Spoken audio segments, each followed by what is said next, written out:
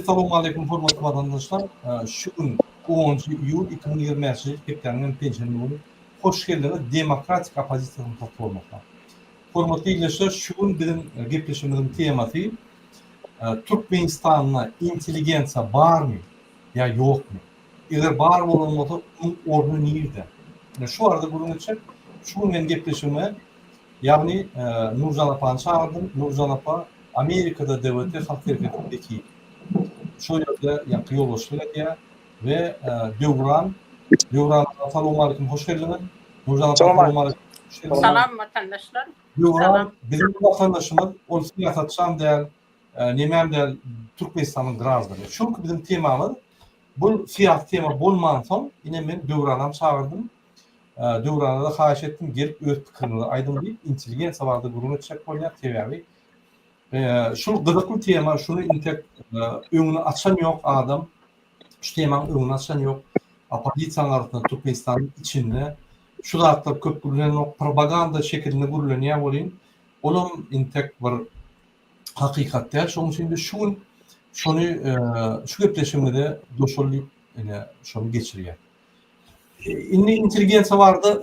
Biz gurun vertek vatandaşlar inteligensiyanın türlü şekilleri var.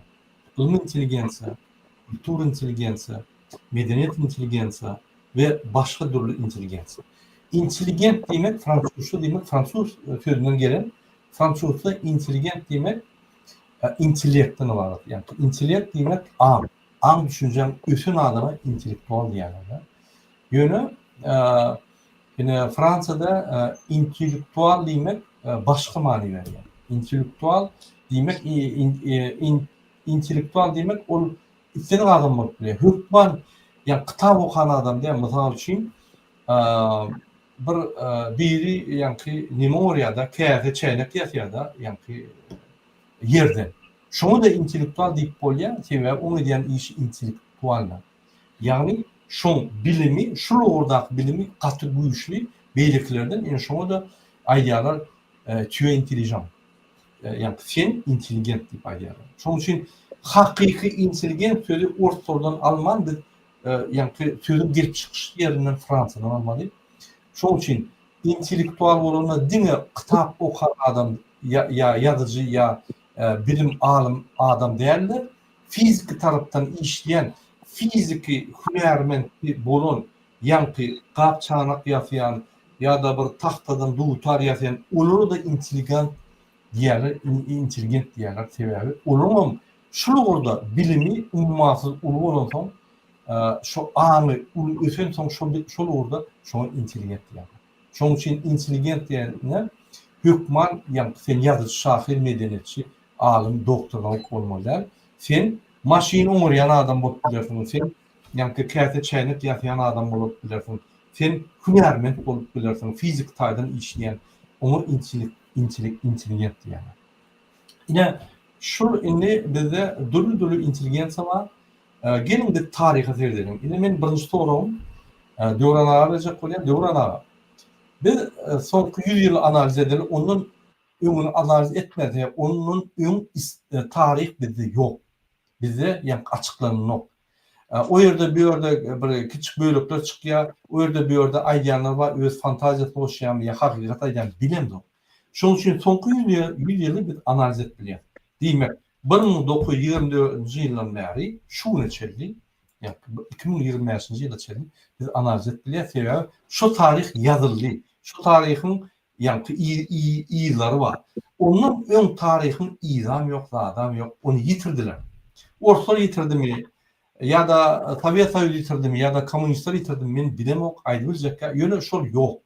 İnne biz 3. Türkmenistan devletinin 3. konstitusiyonu kabul edilmedi. Biz şol 1924 yılında şöyle tarihi tapmalı. Şun yankı müzeyini açmalı ve şu tarihi östürmeli. Bizim gelip çıkışımız şu. Yine şol orada hazır bir gürlemeli köp materyal yok. Son 100 yılda seyretsek inteligensiya son 100 yılda niye yütkedi? 1924 yılında niye inteligensiya var? O zaman 60 yıllarda niye inteligensiya var kaldı? 91 yılda bir Sovyetler yıkılanlar biz niye inteligensiya olup geldik? 91'den 96-a 2000-nji ýyllar çelli şol öňkü intelligensiýa näme bolmagy 2000-nji ýyldan 2025-e çelli intelligensiýa näme ýetgedi şu zatlar boýunça bir düşündürüş berip bilseňiz kyn görmän. Şoňa jogap berjek bolsaň intelligensiýaň wekili bolmaly. Men özüme intelligensiýaň wekili diýip biljekler ýöne bir daşyndan analiz edip biljek. Aýdym. Sağ olun. Şimdi intelligensiya deyip indi käbir terminologiýalaryna ser salsak intelligensiya diýen many sosial gatlygyndaky adamlar gara işte işlemeyen adamlara yani injener, muallim, tarihçi ýoksa sungut işgärleri şolary aýdylýar da käbir nimelere terminologiýalara esasen. Yani olarda yani gara işte proletar işte real işte nimeler giren olsa.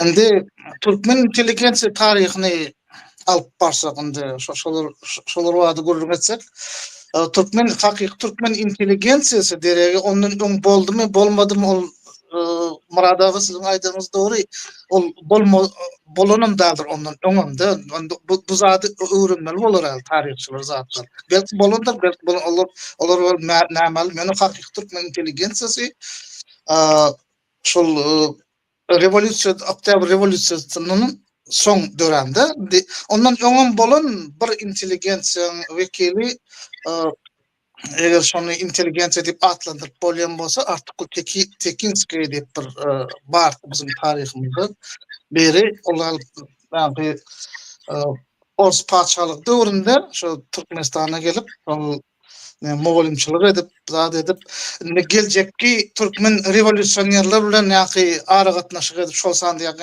Gaýgysy Atabaýew nedir we aýtak şolar bilen da ara gatnaşyk edip revolýusiýadan öň şol atlandyrsa bolardy. Indi ondan soň Gaýgysy Atabaýew nedir we aýtak ýene we başgalar olar intelligent olar hakyky Türkmen intelligensiýalary şolar bolan. Olar dine intelligensiýa diýip bolman olar ýa-ki entuziazm bilen baglanýan intelligensiýadyr. Olar ýa-ki hyjw bilen hereket eden özlerini sowatly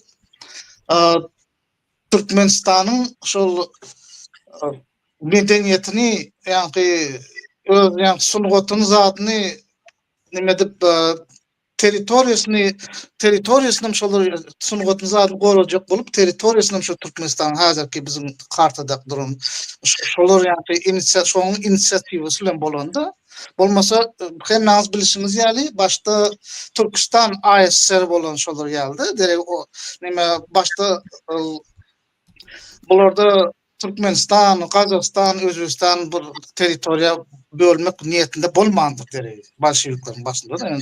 Yani esas şu inisiýatiwany döreden ilkinji inisiýatiwany döreden şol her kim öz milletiniň öz ýeri bolsun diýip şu Gaýgysy Atabaýew şol nimani şol ideýany urutdurmak hakyky intelligensiýa da.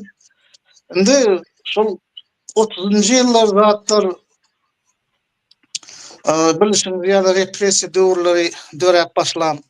Şonda repressiýa döwürlerinde köp intelligensiýalarymyz şol atwa berilen, cezalandyrılan şol sanda Gaýgysy Atabaýew nedir we aýtlak şolar nimediler. Indi ondan soňky intelligensiýa, olar entuziast daldy, olar даже hatda inisiýatiwada döredilmäge koýup bolmadyk intelligensiýa döräp ondan soň. Olara ýöne bir intelligensiýa ýöne funksioner olardy, funksioner şol. Parlamentlaturda duran adamlar şu ýokarda näme diýseler, ha bolupdyr diýip beýdip şu edip duran. Ama şol 80-nji ýyllar, 90-nji ýyllardan hazırki intelligensiýamyz dörep başlady. Bundan ozalky eferde aýtdyňyz olar intelligensiýa bardy da. Indi bir wagtlar bütün dünýä proletarlarynyň serdary Vladimir Ilyich Lenin aýdan ekeni. Indi ors dilinde sitirup etsem, intelligensiýa это не мозг нации, а говно нации diýip aýdandy. Ol ýana şol wagtlara laýyklyk indi burjuaz intelligensiyasini sıfatlandırılan şol wagtlarda.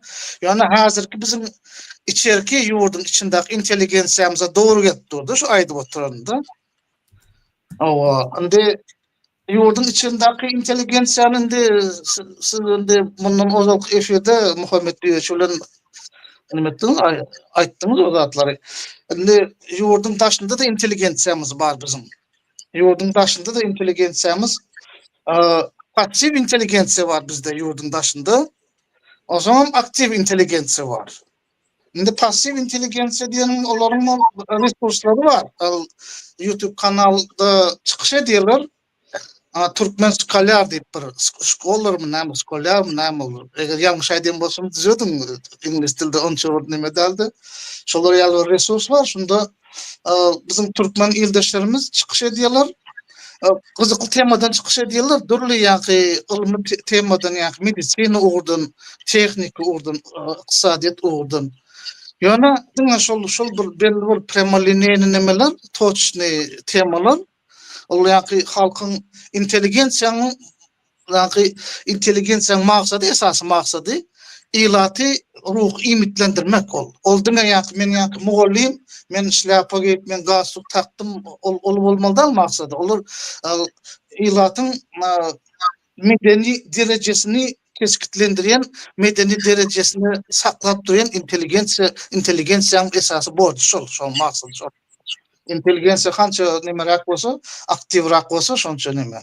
Indi şu passiv intelligensiýamyz ýa-ni türkmen şkolar ýa-ni olar ýa-ni bu temadan aýdyldylar, eşitdiň, lap otursaň halka o temalar bar.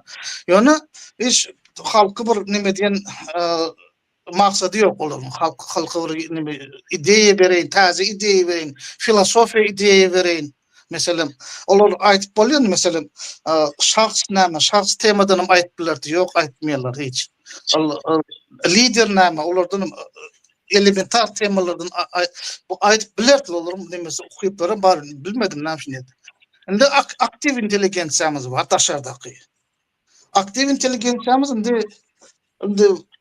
her kim olary dürli garaýşlar bardy. Käbirler şeýleýärler, käbirler şeýlemeýärler da. Olary hormat goýulur, käbirler razılar. Indi ikisi bar şu aktiv intelligensiýada bizim türkmen intelligensiýada ýurtdaşy. Olaryň biri Akre Sapar, ýene birim Allah Murat Rahimov.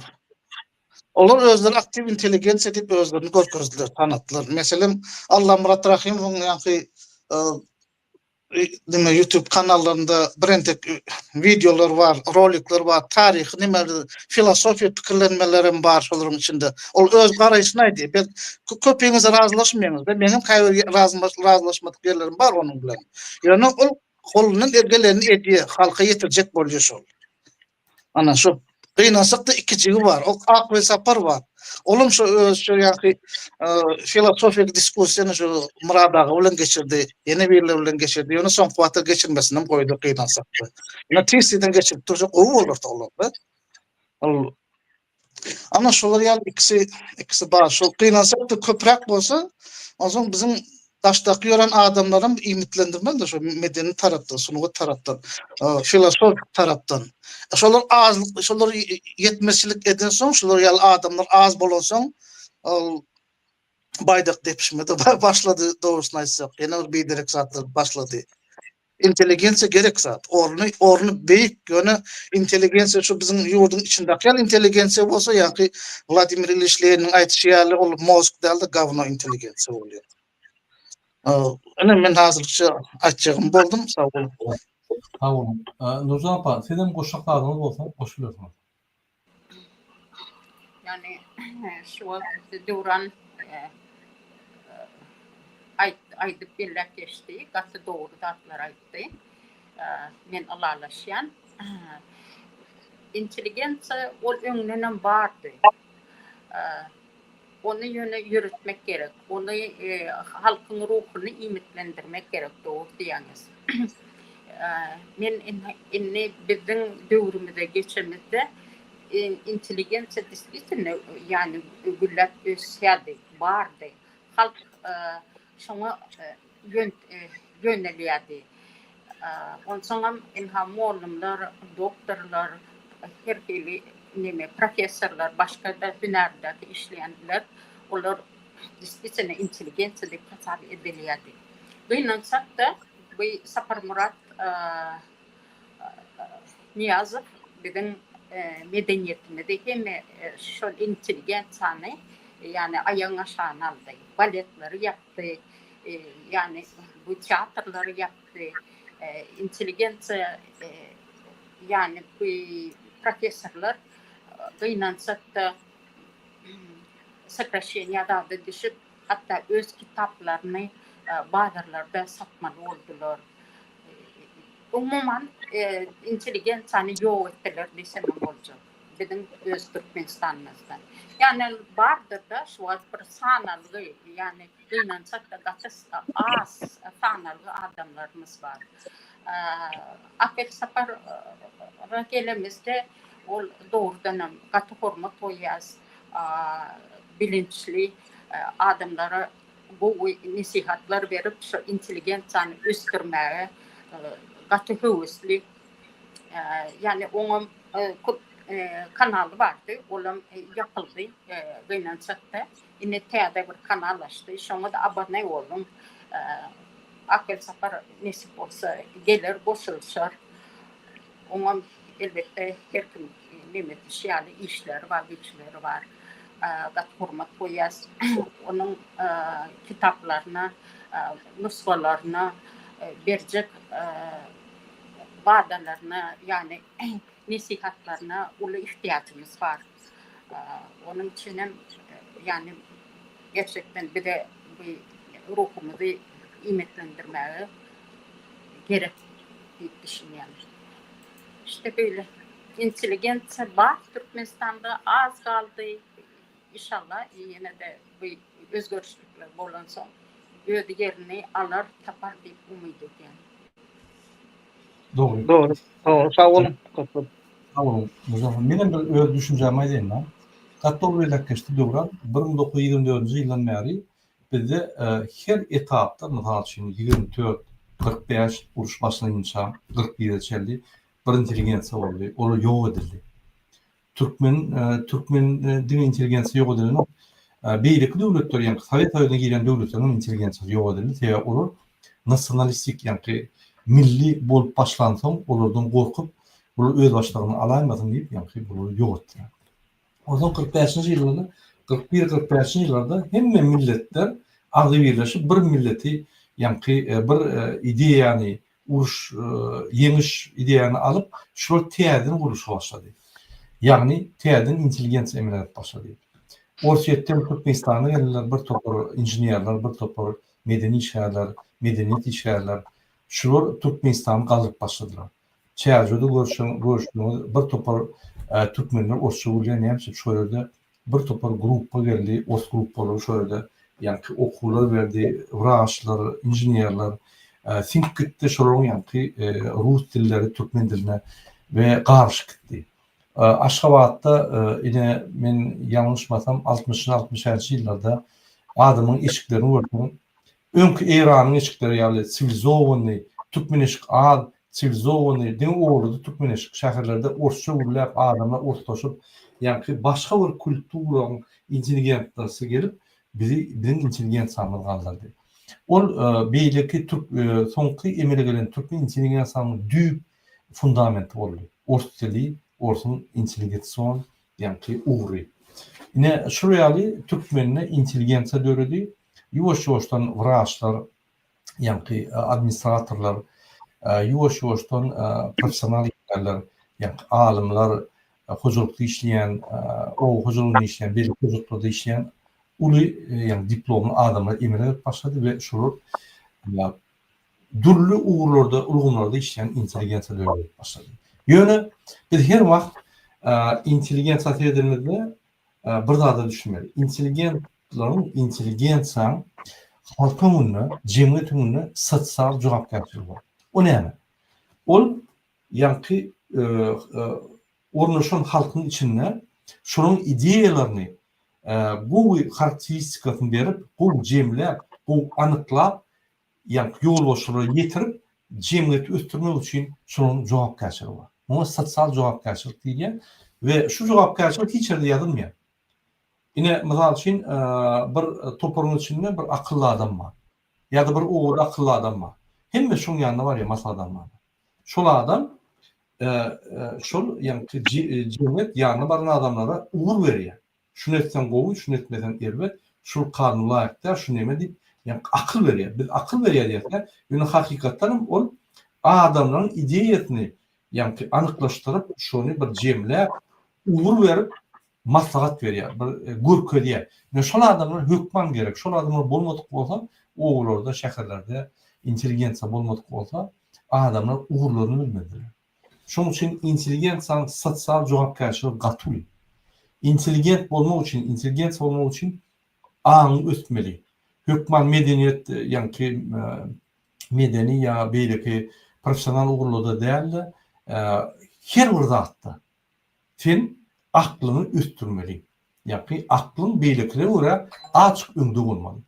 Ne şoň üçin sana intelligensiýa diýilýär we sana jogapkärçilik berilýär. Mysal üçin näş bolup bir ýere barýaňyz, maşyna ýöwülýär, bir çölle. Hiç şart yok, çölün içi. Yani şu yerde bir akıllı adam näme diýär? Tak, maşyna ýok, ertesi donk kalar. Gelin yıllara terip bir ýöräli, şäher şu yerde bolmaly, şunu çykarýar. Ýagdaýlaryny çöküp berýär. Sosial jogapkärçilik alýar öz üstüne we yani kömegi diýär şol, yani toparjylar.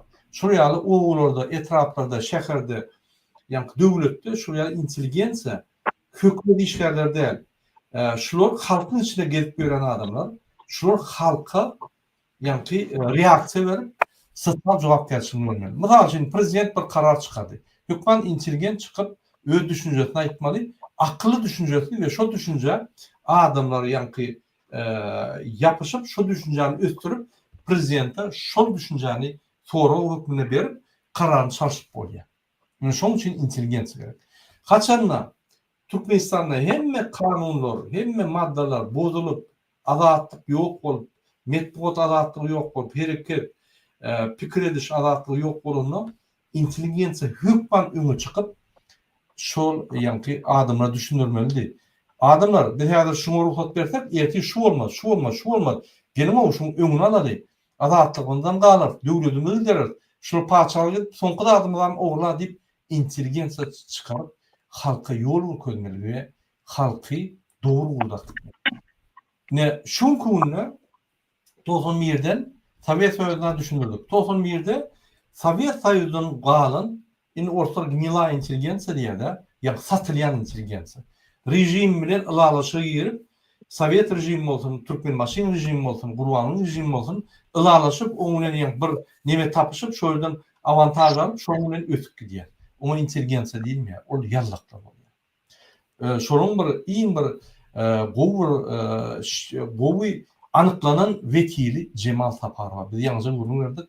Yallak, binamyz, gödük, kanun bozýan, jenaýatçy, gyýrlary satyp ýören, pulunu satyp pul berýän reketir aýal şuňkunna Gurbanyň we Serdaryň hökümetine uly orun tutýar, hormatyny tutýar. Ine şoň üçin şu ýaly intelligensiýa, bular gnila intelligensiýa däl, bular erwet intelligensiýa däl, bular anyk intelligensiýa däl. Şular dogry ýol görkezmän, gaýtyp yalan ýoly, nädogry ýol görkezýär. Siz dogry belläşdiňiz, Akbel Sapar aga daşypdaky intelligensiýanyň iň bir beýik vekili. Iň bir gururly alyp boljak vekili. Şondan Akbel Sapar aga näçe roman ýazsa da öňe çykyp halkyň pikirini jemläp dogry ýol görkezýän adam. Dogruçylygy, ýa-ni beýan edýän adam, ýol görkezýän kanunçylygy, ýalňyş ideýa pikirleri seljerip dogry pikir görkezýän adam we halky ýalňşan wagty dogry ýola uruktup bilýän adam ine şu ýaly Akbel Sapar aga.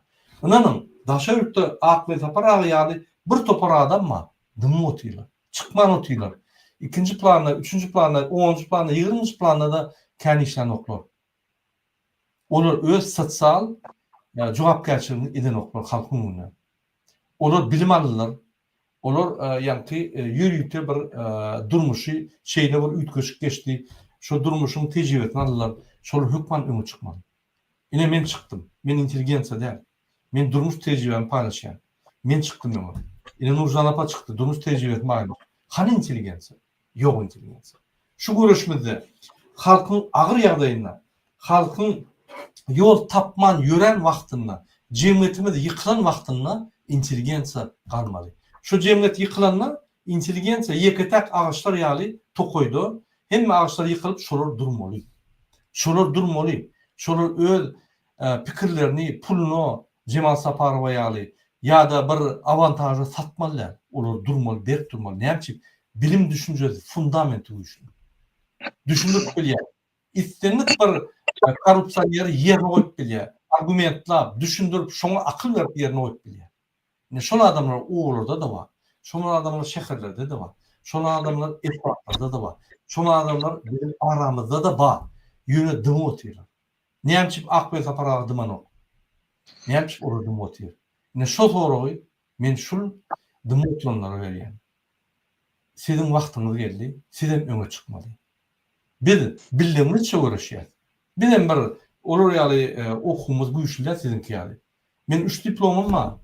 İnjinier bir tarapy Türkmenpal Institutu utardym, bulyşyk bölümi. İkinji MBA'ni utardym, Galant mektebi utardym, biznes okulundan korporativ management.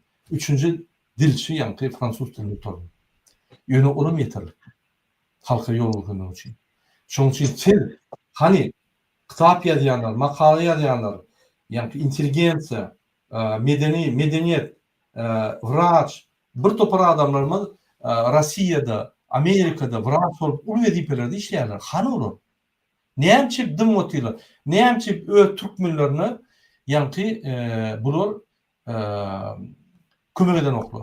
Näçe öz türkmenlerini agyr ýagdaýda bolan halkymyza şular maslahatlar beren oklar. Näçe şolar ýa pikirlerini aýdyp ýol görkezden oklar. Hani bizim inteligensiýa? Ine şu gün biz Gurbanly Berdimuhamedow aýyrdyk. Hani inteligensiýa?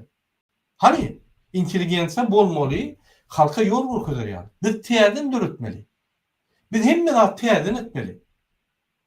Näçe täzeden eder inteligensiýa? O ýallaklara men uçoda alamak. Biz Türkmenistanda eger konstitusiýany tüketsek, konstitusiýa ýazar. 5 ýyldan 15 ýyl içerli ýallak bolsaň sen jara çekmeli. Birden birini ýanaklarda gürläp başlasa derhal tutsak edilmeli. Ve Türkmen o ýatmaly ýallaklara. Şu ýallaklyk diktatorlar getirdi. Türkmen maş şu ýallaklygy östürüp inteligensiýany zaýalap, halky zaýalap şunu getirdi. Ýallaklyktyn durmaly, ýallaklyk diktaturaň fundamenti. Aýyrmaly ony. Men şeýle pikir edýän, sen näme pikir edýän? Jurana. Ama şol inteligensiýa esasen hazırki döwürde burjuaz inteligensiýasy ol propaganda üçin neme de ol yarag hukmunda ulanýardy propagandanın yaragy şol halky nimedip ubejdat edip şu wuzdir ýa-ni jylawynda saklajak bolup şol maksat bilen ulanýarlardy inteligensiýa. Ana şu inteligensiýamyz, şu içerki inteligensiýamyz şol daşarky inteligensiýamyzyny ýa aýtyp geçipdi ýaly daşarky inteligensiýamyz, orta çykan inteligensiýamyz ýok. Şol muradagy siz hazırky aýdyp oturşyňyz ýaly şol inteligensiýamyz bar daşarda köp türkmenlerden filosoflarymyzdan bar zatlarymyzdan bar bize köp ýöne olar dymy otýar sizin aýdyşyňyz ýaly. Olar ýöne wagty gelse çykar olar bar biz bäde diýip soň ýa-ni çykmany oňly wagtynda da ýöne häzir gerekdir şu bize de. Şu bizim şu hatyaby içerkilerde dağda aýdyp oturmaly peýdasy ýokdy. Hatyaby daşarda näçe ildeşlerimiz ýörde, iş uğrundan zat gün guzara uğrunda şolary ruhlandyrjak bolup şoň üçin inteligensiýa gerekdir bize şol. Filosofiýa uğrundan ýa-ni nemedip ruhlandırmaly adamlarımız bar ýöne dım otýarlar. Riske goýjaklardy janyny, dogrusu. Hökümetdiň şu muradagy riske goýmaly öz janyny, akly sapar goýmaly. Olaryň özümiz ýaly adam ama şolar dogrusu. Näme korkup yüzünü göküzmany gorkýarlar-da dogrusu. Adny dogry ýazyp yüzünü göküzmany gorkýarlar, anonimli ýazym bolýarlar, baka berýärler, zadeden bol. Şol şolar ýaly gynansak da bizim şu ýöneki adamlaryňyň şolar ýaly inteligensiýa adamlaryňyň şolar ýaly gynansak da. Indi içerki şu inteligensiýa diýemiz ol, içerde inteligensiýa diýemiz doğru manda yok içeridaklarda şu doğru inteligensiya diýip aýdyp oturýar, mugallimler, zatlarda, doktorlar zatlary. Şolarla oturup bir söhbetleşip edip görün. Murad ağa, siz Nurcan apa, siz içeridaklara aýdyp oturýar, men daşardaklara aýdymok. Söhbetleşip görün, hiç bir nemesi yok. Ol neme dünya garaýşy azyryk pesligini sırasy duýýarmyz da şolaryň. Hiç bir nemesi yok. Elementar, abstrakt düşünceleri yok hiç kelli. Analiz, sintez edilen yok hiç kelli. Sunut barada guruluşaýyn diýseniz, edebiyat barada guruluşaýyn diýseniz. Düşünýän zat yok. Onun sebebi şu, para verip, institutu tutup, inteligent bolup ýaşap ýöründi şol durly vezipeler eýler. Gynansak da şöyle. Yani şoň üçin şerki inteligensiýa baha bereniň mansy yok hiç. Ýöne bizim bar nememiz, nadyejdamız, indi türkmençe nadyejda näme bolýar? Ya dogrustaýsy, bar nadyejdamız şol daşarky inteligensiýa. Olaryň yetmişlik etip durdy bize de. Ana şu aýyşyp oturmuşlar, Allah Murat Rahim bilen Ak we Sapar ikisi. Olar näme ýetişsin dogrusta? Ak we Sapar gynansak da soň kuwatlar ol çykyş etmesinden goýdy gynansak da. Köprak çykyş etmeli. On kanal ýap. Arada ana şolar ýaly gynansak da ýagdaýlar. Doğru. Nurcan apa, senin bir öz fikrini aýtsaň, inteligensiýa Doğru. Bize 70 yıl Rusifikatsiya boldy. O taýdan bu polezny datlarym alındy. Inteligensiýa üstü. Yani şu komentariyada yazayım ha komünistler nämetdi, eýtdi, beýtdi. Yok. Eger inteligensiýa senin ruhunda bar bolsa, sen onu kitap okap öz dünya garaýşyny östürip bilersin. Mesela häzir diýäňiz döwran o taýda doktorlar, monlaryň yani dünya garaýşy gaty pesdi. Olabilir. Pes bolmasa da yani olar kitap okap özlerini dünya garaýşyny östürip bilýärler. Ýöne şu wagt bu rejimiň aslında bolduklary üçin özleriniň özgür yani bir azat düşüncesini aýtmagy da gorkýarlar. Ine şunýaly döwürde ýaşaýar. Yani aslında gorkmaly, aýtmaly, talap etmeli. Eger beter gorksa bizi beter baskılarlar. Ben bu inteligensiýany ýok etdiler. Dogrymy aýtsak. Ýöne inteligensiýa da her adamyň özüniň zaýysy, özüne bagly. Sen al kitap oku, bir giden kitaplar var, klasikler var. Her hili şahirlerimiz vardı. Bizimki şahirlerin, Özbek şahirleri, Tacik şahirleri, Rus şahirleri. Yani Tolstoy dedi, Çekhov dedi, yani Dostoyevski dedi, bizim Mavtmuli var. Bir giden şahirlerimiz. Yani üstürcek olsan ösýän sen dünya garaýşyny üstüp bilýän. Bir de çağılaňy da şonu urupturup tavsiye edýän okumasyny dadyny. Onun için yani näme diýsem zady bir günäni başga birinden gözlemeli däl. Bizim özümüz mert bolmaly. Öz dünya garaýşymyzda beýan edip bilmeli. Özgür düşünjämi de, adat düşünjämi de aýdyp bilmeli. Ine inteligensiýa şundan başlýar. Doğru. Gatto diýen sawrun önemini çok vatandaşlar. Sizem inteligensiýa bizde Türkmenistanda barmy? Şonuň rolu näde? Ornu näde Türkmenistanda? Häzir kunu ornu näde? Ve fikrinizçe inteligensiýa näde bolmaly? Ine şunu ýazsaňyz, piňwermen komentariyada ondan efir utandan şu TikTok'a etkiler. Doğru diýäňiz, men alalaşan sizin diýişiniz. Indi şu kunna biz ýa-ni belläp geçdik. Ine inteligensiýa daşyrda Ak we Sapar we Allah Murat we başga adam görünen nokta. Ýöne siýasatçylar inteligensiýa bolup biler. Muhammed Düýeci, Soyunov diýdi, Klimov diýdi. Olar inteligensiýa bolup biler. Olar kimde kim dissident bolsa da intelligent bolup biler da. Şoň üçin hatda raboçam ýa-ni bir ýerde zawodda hünärment gowuşýan adam onuň intelligensiýa bolup biler. Şoň üçin ol aň ösüşine de öz aň ösüşine. Ine Gegel'in aýdyşyna görä intelligent это мыслящий разум diýär. Ýani her pikir edýän bir aň intelligent adamlar, intelligensiýa. Her wagt pikir edýän. Mysal üçin käwagt biz awtomat ýagdaýda işe gidýär, ondan gelýär, bundan gelýär. Kitap okuman wagtymyz ýok. Ýani bolup geçen datlardan habar alman wagtymyz ýok. Şu YouTube görýär, ýatyp galýar, kino görýär, ýatyp galýar. Intelligensiýa näme diýär? Gelýär, aşym bir kitap okuýar. Bir temany düşünmese, seljiýär, şonu düşünýär. Aňyny östürýär. Her gün aňyny östürüp, şu ýaly küçük problemler çykanda bu seljiläp düşündük berýär adamlar.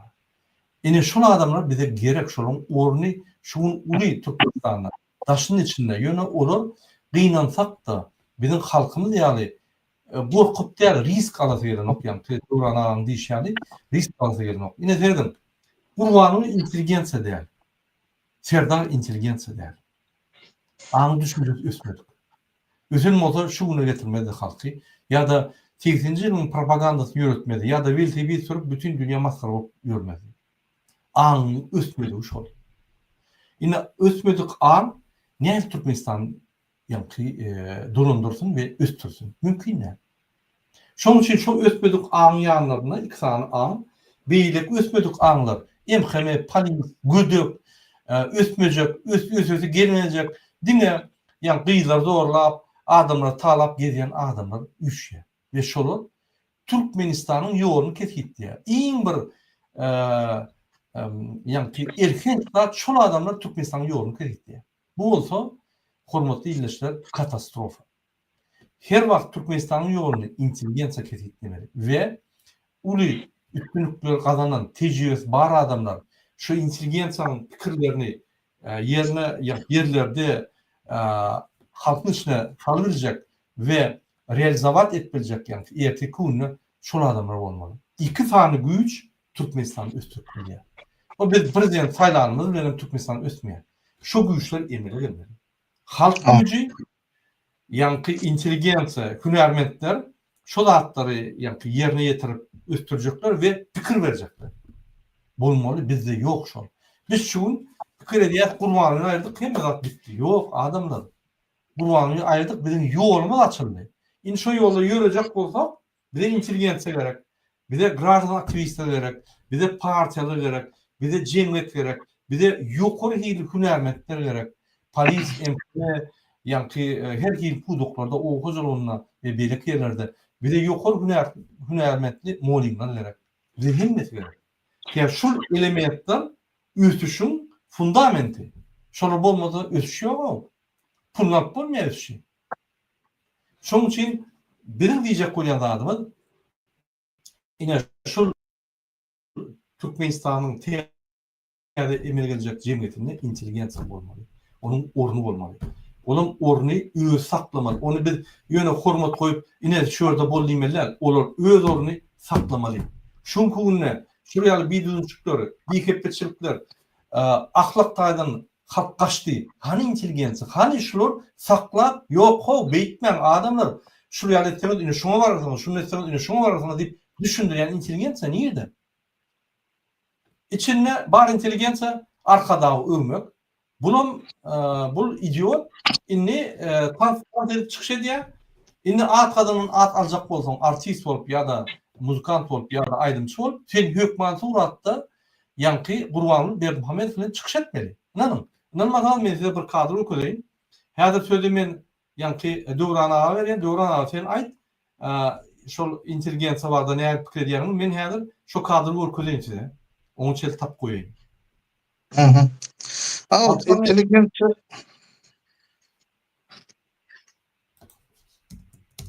Aýdyberem? Aydın. Ana şu intelligensiýa dediğin şu hazırki bizim halkymyzyň tragediýa ýagdaýynyň sebebi bizimki çörek açlygyndan dal. Çörek açlygy onça bol korkuşdan dal. Onu ýem geçse bolar, çydasa bolar zady. Esasy nemeler? ruhi medeni açlık bizde var. Ruhi medeni açlığım bizi şular ýaly tragediýa ýagdaýyna getirip durdy. Ýa-da şu medeni açlığım şu inteligensiýanyň yetmezçiligi. Hiç karizmatik adam yok. Halkı düşündürecek adamım yok. O zaman yine bir nemesi var.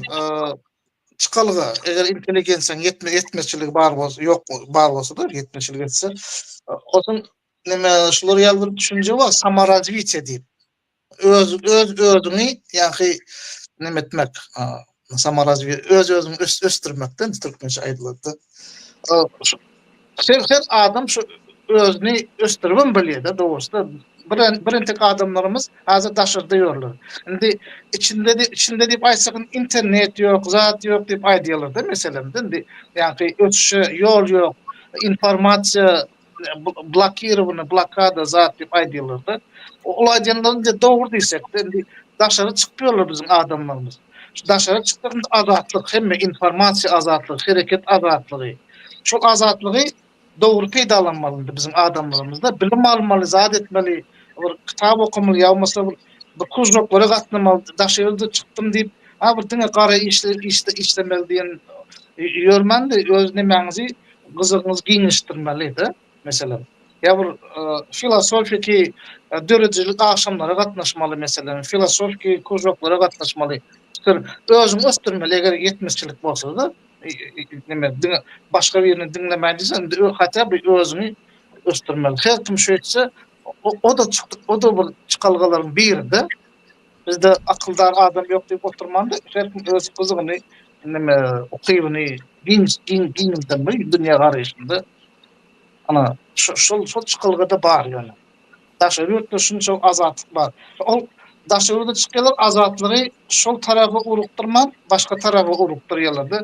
Daşarýurda çykdym men azat, men ýa-ni diýjegim diýen diýip, etjegim edýän diýip ýören adamlar ol oje azatlygyň birinji stadiýasy ol. Ol nemede egzistensializm kanunlaryna görende kanun var azatlygynda. Birinji stadiýasy şol adi bir zatdan azatlyk bir zatdan. Meselem Türkmenistandan çykdyň meselemde.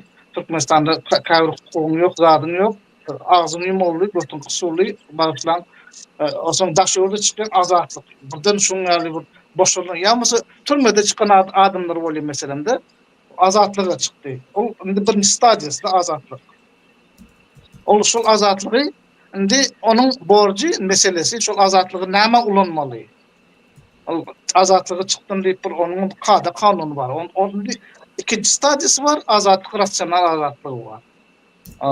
Rasional azatlygy meselem ol kanuny görüp ýörmeli bolýar adam meselem. Owurlyk etse meselem türme düşýär meselemde dogry. O şoň üçin owurlyk etmeýär. Öz azatlygyny özü kesedi meselemde. Adam öldürüp bilmeýär. Ana bu rasional azatlyk. Şol üçüncü kanuny olursa ruh bilen adamlar azatlyk bir zat üçin diýip aýdylýar. Onda şol ýa-ni egzistensializm kanunlary bolýar.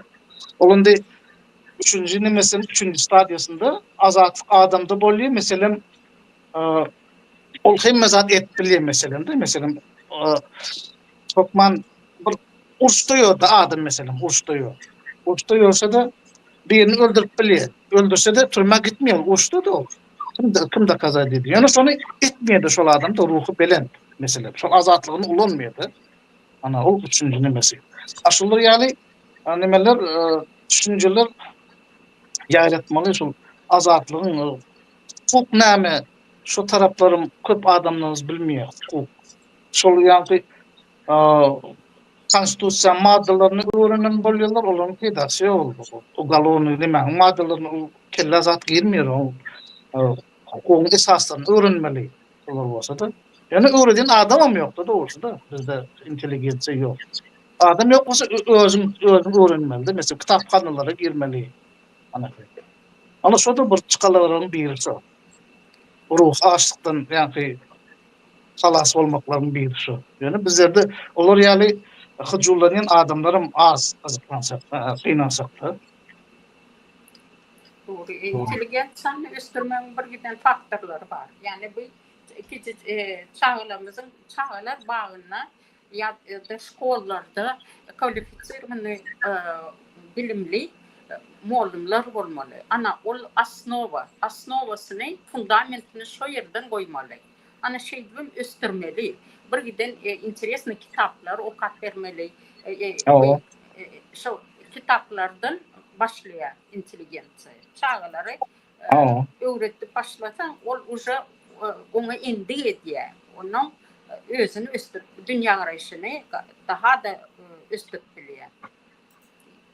İnşallah bu dağlar bolur diýip umid ediyoruz. Biz şu temanı şu näme geçiriyor sebebi intelligensiya Türkmenistan'da bar mı diyen soruğa cevap verecek bolýar. Türkmenistan'da intelligensiya bar. Ýöne gynansak da olar dym otyr, olaryň orny ýok hiç ýeri. O ýallyk intelligensiya, nilay intelligensiya diýär. Yani rejimi gollap, arkada şöhret diýip, arkada goýunça aýdym boşluğa düzüp ýörenler, olar ýallyklar, olar intelligensiya. Olar halka ýol görkezen oklar, olar halky gaýtyp agyr ýola salýar. Olar intelligensiya. Şonuň üçin intelligensiya sosialny öz jogapkärligi boýunça halka ýol görmeli. Agyr ýagdaýdan näme çykmany şonu düşündirmeli. Agyr ýagdaýda halk öz namusyny, ahlak taýdan, ahlakyny, ýani namusyny, öz wyjdanyny ýitirmeli, öz depdesuryny ýitirmeli ýol görmeli we öýler mysal bolmaly. Bizde şuň gahrymanlar ýok, bizde şuň intelligensiya ýok, bizde şuň şolar golýan adamym ýok. Ananyň gahryman bolup bir öňe çyksa, polisiýa ýa bir kanşo ýa bir adalatda bir zat ýetse golýanym ýok bizde. Ýöne bir korrupsiýa edip bir nimesi beýlik sylgap berip şondan gazanjak bolup onu gollap goýar. Näme boldy bizim jemgyýetde? Bizim intelligensiýamyzda näme boldy? Näme Türkmen şuwuna berdi? Oň bir tan düşünjesi bar. Haçanda çüýük tokmyň, çüýük vekili Gurbany Berdimuhammed döwlet başyna 18 ýyl bolsa, onunla milletim çüýrüýär. Hemme adam gaçýar. Ruham açya, ahlak taýdan adamlara açya, wyjdana açya, namusa açya, hemme dat buluşup gidiyor. Näme sebebi? Gurbany Berdimuhammedow iýdi halkymyzy ilat etip, ýa-ni jemgyýetden, halkdan ilat döredip, oňam ýartyny ogran daşarda, gulçulukda öwredip işledip, içinde de gulçulukda taklap, bizim watanymyzda bolajak bolýar. Paçalar geçip. Ine biz size duýdurýar. Şunu barıp otyr. 2020-nji ýyldan bäri aýdyp gelýär. Inanmadan. Serdary getirdi, gyýyny getirdi. Kerim Skameyka zapasnoýda otyr. Biz hazap etdik 40-ka boloy diňe dogan arnaşy işleýär hökümetde. Özü jar edýär. Näme hökümetde doganyň işleýär, garnaşyň işledip. Öz dogan arnaşy, ýani bu dosy gaýny, ýani körköni, onty munty, gara çüýlük tohumy 40 boloy adam işleýär. Öýlem ministr baronyny başlap beýlekine çeldi. Näme biz göňüň bolup? Hani bizim intelligensiýamy? Hani bizim halkymyzyň içinden adalatly bir hiç ýeri ýagyş, gar, ýer titreme, iksany porta polis gorkup bilmejek adamlar niýdi? Hani olur? Näme boldy bizim halkymyza? Barny ırkyp otyr. Gahryman bolup ölüň näme? Adamlar özüni koýduň aşagyna taşıýar. Adamlar özüni migrasiýanyň gulunyň öňüne asýar. Aspan öldürmeň özüňi. Näme gerek? Näçe sen bir adam cinayetçi, cinayet gelip pedretmiyor, onu hiç takdimen ölüp otyr. Öz üstümüze ýa-ni ölümüzi al. Näçe biz görüşýänok? Kaçan biz görüşýäris? Ýazym kommentariýada öz pikirlerinizi, bize gaty wajyp sizin pikirinizi. Biz sizden şu zatlary näme soraýar? Biz düşünjek bolýar. Bizim jemgyýetimiz, bizim halkymyz haýdy derejede.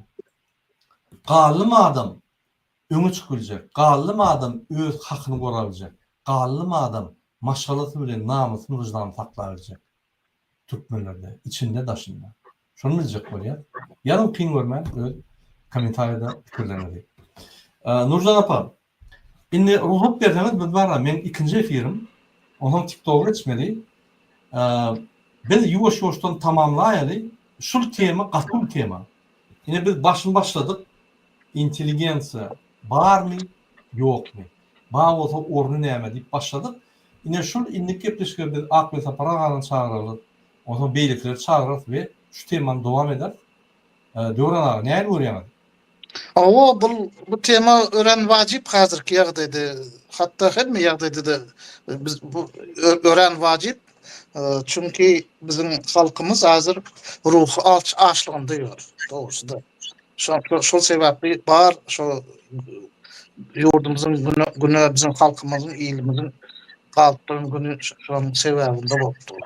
Esasen şol ýaly diskussiýony nimeler, gepleşikler bolup dursa tez-tezden gowy bolar. Durly adamlar çağırsaňyz şu akly sapar Allah'ım Rahim. Durly şol yani şollardan razı däl bu adamlarym gelsin. Şunda aýtsyn, yani düşündürsin. Şol yani olar ýaly bir yani jestok çekeleşme däl, ýöne prosta bir pikir alışmak da bu. Şollar ýaly bir neme bolsa gepleşikler etip dursaň gowy bolar şollar ýaly bolsa. Halkymyza diňläp netije çykarar. Oylanar, pikirlenip başlar. Şolar ýaly. Doğru. Aynen Nurcan tam Bizim intelligensiyamyzyň ýok bolmagynyň sebäbi Sapar Murat Niyazow diktator başı ana ol ruhnama kitabyny getirip öýle bir gelecek bizim şu nesilimize 30 ýylky nesilimize böyle bir neme tohum ekti. Şu ruhnama bilen halkyň aňyna zatyn zaýaladylar. Sebäbi mekteplerde diňe şonu okutýardylar. Onu egzamin alýardylar. O taýda men hiç pikir edemok. Men dogry aýtsam elime alyp gören adamam del kitaby. Yani o taýda bir kalesine zat bardyňam hiç yani düşünemok. Onun için intelligensiýany ösdürmegiň köp ýollary bar. Bellek geçişiniz ýaly biz öz intelligentni adamlamadan çağırır. Bu gepleşiklerim dowamyny ederiz. Sağ olun. Doğru, sağ olun. Sağ olun. Gowy bellek geçtiňiz, ne döwran bellek geçdi. Samarazwitýada öýrüňiz türmek. Şunu biz etmeli. Biz men size aýdaýyn. Hemme türkmen halkyny bilen, polis, MHM, ministr, vice-premier, Gurban, Serdar, Murat Ruwan hemleri bilen. Biz beýlikli öwletlerden, Sovet Soýuzynyň çykyn öwletlerden aýdýanlar, beýliklere hatam edemok. Şu Sovet Soýuzyny biz bile öňüne ötüp, ýaşap, bile bir döwlet bolup, Sovet Soýuzy döwlet bolup şondan çykan soň, şolar bizi ozup geçdi. Biz şolardan takminan 50 ýyl ýylaýar. Takminan. Seyretmeyen bizim oraya yani Boeing'e minip diyor, bizim oraya Mercedes sürüp diyor. Biz bağışlanmayın içip sıçıp yaşamanı başarabiliyor. Mümkün oradan geçtim. Yine başka soru orada. Niye ki yaşayar? Yaşamakta niye yaşamalı? Hannamız, vicdanımız, moral taydan bizim perimetrimiz nerede? Biz niye menisiyer? Biz niye var ya? O zatlarda biz ve şunu medeşlatlarda biz 50 yıl var. Ine şol 50 ýyl ýanymdan katastrofa bolar ömrü. Ya grajdan urşu bolar, ya bir burada barar. Sebäbi bizim intelligensiýamyz ornadan ok. Bizim gahrmanlarymyzy ýitirdiler. MHM terroristleri, polis, zombiler, diktatorlar ýöýtüler, ýok etdiler. Garşydaş bolmasyn ömür galjak bolup. Ine şol ýaly güne geldik. Inni biz size ýüzlenýäs. Bize intelligensiya gerek mi gerekmi? Eğer gerek bolsa, näçe biz şolara hormat goýandyk? Näçe biz şolara gollandyk? Bize gahrmanlar gerek mi gerekmi? Gerek. Näçe biz şolara gollandyk? Näçe gahrman öňe çyksak, biz ýa-ki Amerikan nabuldasyny ýaly gapdyryna durup otyr. Näçe gollandyk? Näçe bir ýallak TikTok'ta efir etse, ýallaklap etse, kommentari ýazyp, onuň ýa-ki jogary boljak bolýar. Näçe? Hani bizim arınçılarımız nerede? Şu arınçılarımızı inteligensiya bermese, köpüsü düşünen olur. Şondan Türkmenistan'da paraxorluk norma, korrupsiya norma, bir-birini maşençilikle kidal etmek norma, bir-birini ağırlamak norma, bir-birine bir-heplerini, güdüklüğünü, yani bir tertipliğini görmek norma, qaytip norma da değil. Sen geroy.